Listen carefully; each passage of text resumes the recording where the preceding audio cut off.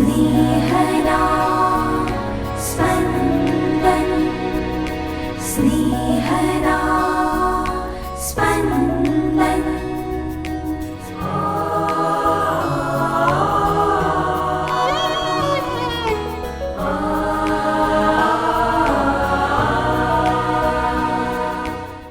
આગમન ઋતુના પહેલા અઠવાડિયાનો શનિવાર.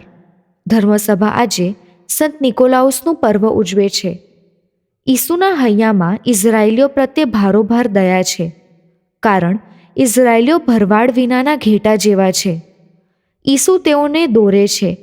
ઈસુ પોતાના 12 શિષ્યોને પણ એ જ હેતુસર શક્તિથી ભરે છે. સાંભળીએ સંત માથેકૃત શુભ સંદેશ, અધ્યાય 9, કડી 35 થી 10મા અધ્યાયની કડી 1 અને 5 થી 8. આમ ઈસુ યહૂદીઓના સભાગૃહોમાં ઉપદેશ આપતા, ઈશ્વરના રાજ્યના શુભ સમાચાર ફેલાવતા અને બધી જાતની માંદગી અને બધા રોગો મટાડતા બધા શહેરોમાં અને ગામડાઓમાં ફરતા હતા.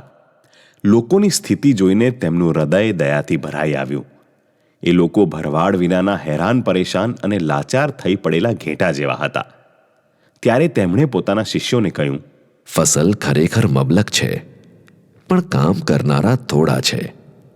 એટલે તમે ફસલના માલિકને પ્રાર્થના કરો કે પોતાની ફસલ લણવા માણસો મોકલે. ઈસુએ પોતાના 12 શિષ્યોને પાસે બોલાવીને તેમને અશુદ્ધ આત્માઓનો વળગાડ ઉતારવાનો અને બધી જાતની માંદગી અને બધા રોગો મટાડવાનો અધિકાર આપ્યો.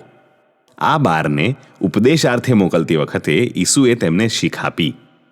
બિન યહૂદીઓના પ્રદેશોમાં જશો નહીં, તેમજ શમરૂનીઓના કોઈ ગામમાં પેંસશો નહીં. એના કરતાં ભૂલા પડેલા ઘેટાં જેવા ઇસરાયેલના લોકોની પાસે જ તમે જજો, અને જ્યાં જ્યાં તમે જાઓ ત્યાં ત્યાં ઘોષણા કરજો કે ઈશ્વરનું રાજ્ય આવી પહોંચ્યું છે. માંદાને સાજા કરજો, મરેલાને જીવતા કરજો, કોઢિયાને સારા કરજો, અપદૂતોનો વળગાડ ઉતારજો, તમને વગર પૈસે મળ્યું છે વગર પૈસે આપજો. स्नेहदा स्पन्दन स्पन्दन। પ્રભુ ઈસુના જાહેર જીવનની પ્રવૃત્તિઓ તેની ચરમસીમાએ છે. ઉપદેશ, ઈશ્વરના રાજ્યના શુભ સમાચાર ફેલાવવાનું કામ, બધી જાતની માંદગી અને રોગોમાંથી સાજાપણું આપવાની સેવાઓ વગેરે ગામડાઓ અને શહેરોમાં ફરી ફરીને ઈસુ કરતા હતા. આ બધી પ્રવૃત્તિઓ અને સેવા કાર્યો પાછળ હતો ઈસુનો માનવજાતિ માટેનો અસીમ પ્રેમ અને અપ્રતિમ કરુણા. મધર ટેરેસા કહેતા કે આપણે આંખોથી નહીં પણ હૃદયથી જોઈએ તો ઈસુની જેમ અન્યોના દુઃખ દર્દ જોઈ શકીએ છીએ. આજે ઈસુ આપણી મધ્યે નથી, તેમ છતાં જીવનમાં કેટલાય પ્રસંગોએ આપણને એમના પ્રેમ અને કરુણાનો અનુભવ થાય છે. એક પ્રતીક રૂપે ઈસુએ ઇસરાયેલી સમાજમાં જન્મ લીધો, પણ તેમના જીવનનું પ્રયોજન હતું સમસ્ત માનવજાતિનું તારણ, અને તેથી તેમનો શુભ સંદેશ દુનિયાના છેડા સુધી પહોંચાડવાની તેમની યોજના હતી. આ એક ભગીરથ કામ છે, પણ તેની સુંદર શરૂઆત 2000 વર્ષ પહેલાં ઈસુના પ્રેષિતો, શિષ્યો અને પછીના અનુયાયીઓએ અદ્ભુત રીતે તે પોતાના પ્રાણ પાથરીને કર્યું. હવે એ જ કામ આપણે આગળ ધપાવવાનું છે. આ કાર્ય ફક્ત પુરોહિતો કે સાધ્વી બહેનોનું જ નથી, પણ પ્રત્યેક સ્નાન સંસ્કાર પામેલ વ્યક્તિનું છે. આની શરૂઆત આપણા જીવનથી કરીએ. ઈસુએ કહ્યું છે તેમ આપણા જીવન થકી આપણે ઈસુના શિષ્યો છીએ એવું લોકો જાણે, એનાથી ઉત્તમ ઈસુના શુભ સંદેશનો પ્રચાર અને પ્રસાર બીજો હોઈ જ ના શકે. એક માનવી તરીકે અને યહૂદી તરીકે જન્મ્યા હતા, અને તેથી ઈસુ નખશિક યહૂદી તરીકે ઉછેર પામ્યા અને એ રીતે જ જીવ્યા. તેઓએ એ સમાજની નબળાઈઓ અને ખામીઓથી સુપેરે માહિતગાર હતા, અને તેથી પોતાના ઘરેથી સારા કામની શરૂઆત થાય એ માટે ઈસુ શિષ્યોને એ સમય પૂરતું બિન યહૂદી પ્રદેશમાં જવાની મનાઈ ફરમાવી હતી. એ જ ઈસુ પુનરુત્થાન પછી હવે પ્રભુના સંપૂર્ણ સ્વરૂપમાં બધી પ્રજાના લોકોને તેમના શિષ્ય બનાવવાનું કામ શિષ્યોને સોંપે છે. ઈસુનું આ કામ તેમના દરેક અનુયાયીએ પોતાની રીતે, પોતાની આવડત પ્રમાણે અને પોતાની ક્ષમતા પ્રમાણે કરવાની ફરજ છે. આ કામ નિસ્વાર્થપણે કરવાનું છે, જે રીતે આપણો સંન્યસ્ત વર્ગ પોતાના જીવના જોખમે પણ કરે છે. બદલાતા સમયમાં જ્યારે ધર્મસભા ધર્મજનોના સમાવેશ બાબતમાં આહ્વાન કરે છે, ત્યારે પ્રત્યેક ધર્મજન શક્ય એ રીતે આ કાર્યમાં જોડાય તો ઘટતા જતા સંન્યસ્ત જીવનના તેડાનો પડકાર આપણે મહદ અંશે હળવો કરી શકીએ. ઈસુને તેમના શિષ્યો તરીકે હોશિયાર કે ચુનંદા નહીં, પણ તન અને મનથી તેમના કામ માટે તત્પર હોય એવા શિષ્યોની જરૂર છે. 125 વર્ષ પહેલાં આપણા ધર્મ શિક્ષકોએ આ કામ અદ્ભુત રીતે કરીને બતાવ્યું હતું. પ્રાર્થના કરીએ કે ઈશ્વરના આ ભગીરથ કાર્યમાં ઈશ્વર આપણી સહાય કરે.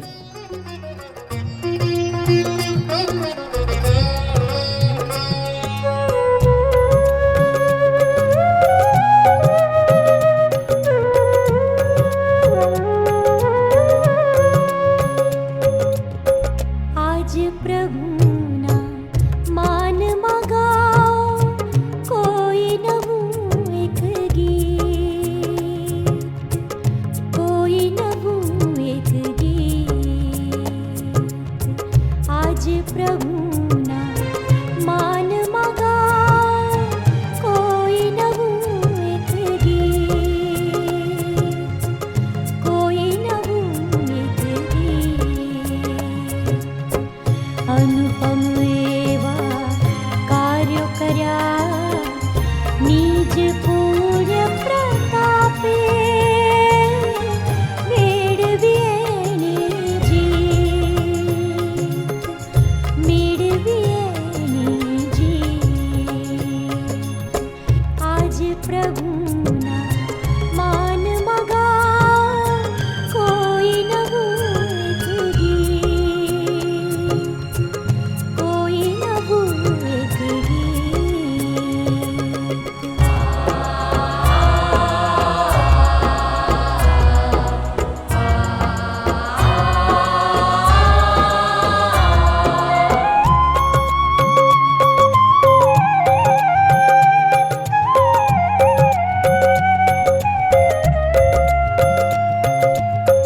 ધરતીના સૌ લોક પ્રભુનો જયનારો લલકારો. તમે ભજનને કીર્તન એના કંઠ ભરી પુકારો, કંઠ ભરી પુકારો. આજ પ્રભુના માન મગાઓ કોઈ નવું એક ગીત, કોઈ નવું એક ગીત.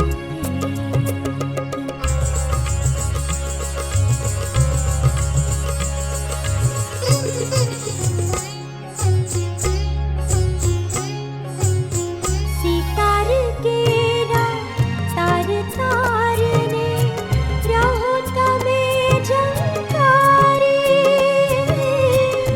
એના સૂરે સૂરે પ્રભુના કીર્તન રહો લલકારી,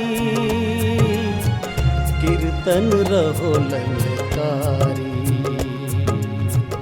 आज प्रभुना मान मगाओ कोई नવું એક ગીત, કોઈ નવું એક ગીત.